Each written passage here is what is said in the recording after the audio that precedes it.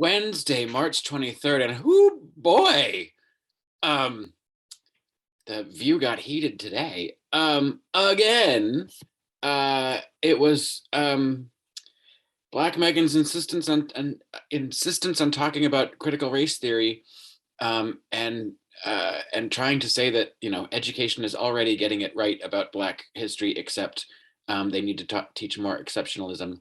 And thank you to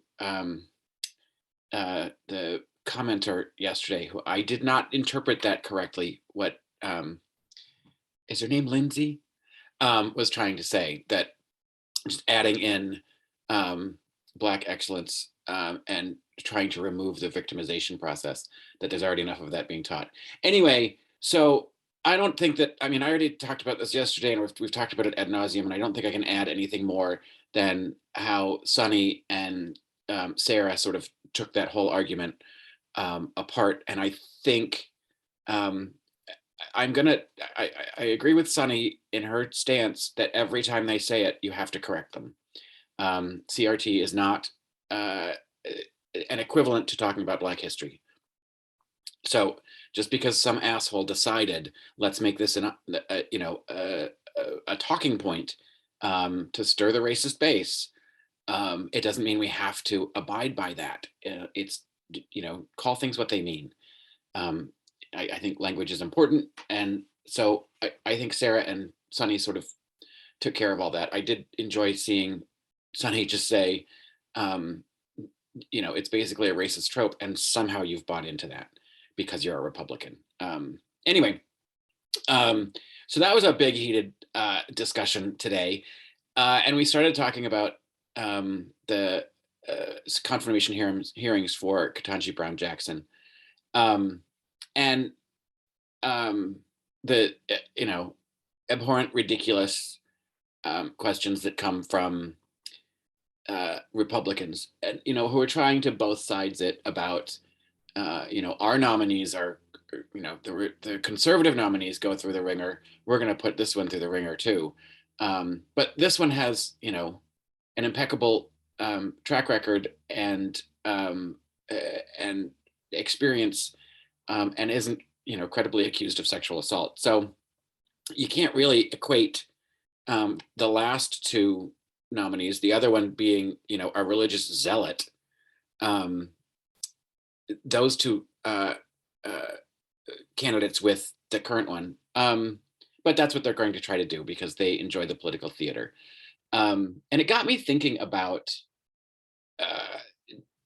SCOTUS nominations and what this process has been like. And you know what? They never used to do this. It used to be the president would make a nominee and the Senate would just vote on it. That was it. In 1916, Woodrow Wilson nominated an aide of his who was an attorney. And that was the first time that the Senate said, we're going to need to talk about this. And so lo and behold, the entire history of Senate confirmation hearings is racist. Who'd have thunk it? The nominee from Woodrow Wilson in 1916 was the first Jewish nominee for the Supreme Court. He was also a successful attorney who, after making a bundle of money, then sort of became a little bit of a political activist in turning against big corporations and trying to what is that sort of fight for the underdog, I guess. And obviously the Senate doesn't like that because we like capitalism. So they had a discussion. They didn't bring him in. It was just like they wanted to have a confirmation discussion. And then in the 1920s, they decided, okay, now there was another Jewish guy who was nominated, and they wanted to have confirmation hearing, and they wanted to talk to him, and he just said no. my record speaks for itself. If you want to talk about it, you can go ahead and talk about it, but I'm not saying anything. But by the way, both of these two got confirmed.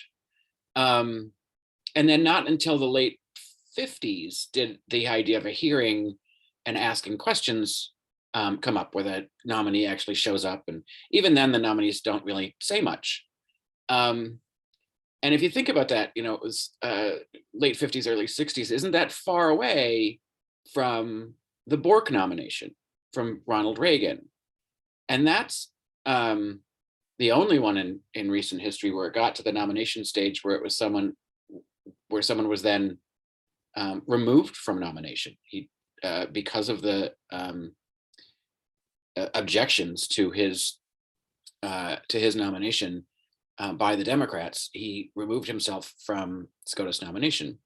And that's where then, the Republicans have had, a bee in their bonnet about the whole thing. And it became super partisan, only, amplifying with every administration after that. So that I found fascinating, that of course this entire process has its history based in racism, and the fact that there's nothing in the Constitution that says we have to do it. You don't even have to have these hearings. And this would be a candidate for which you wouldn't really need them. But they're getting their questions out, and she's a rock star on the stand, so she's going to get confirmed.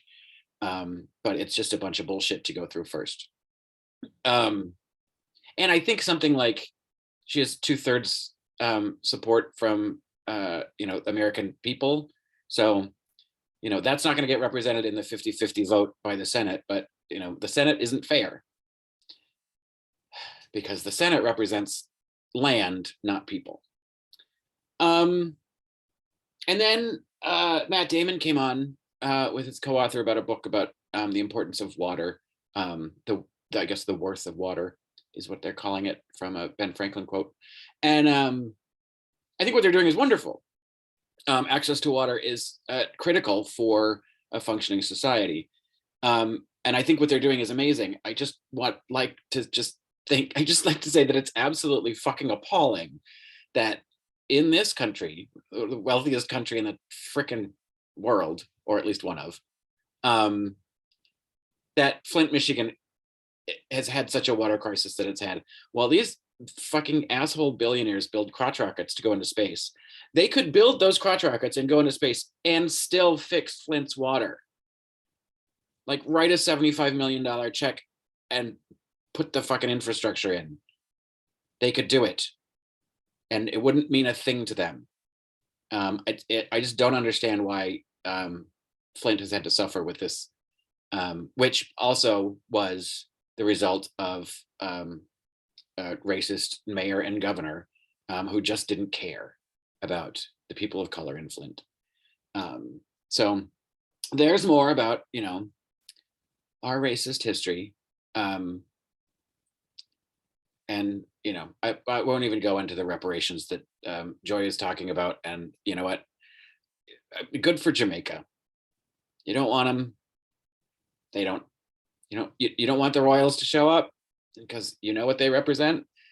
You should have the opportunity to say that. So William and Kate can find someplace else to go. But Jamaica also has a whole bunch of terrible laws about not being able to be gay. So also, fuck you, Jamaica.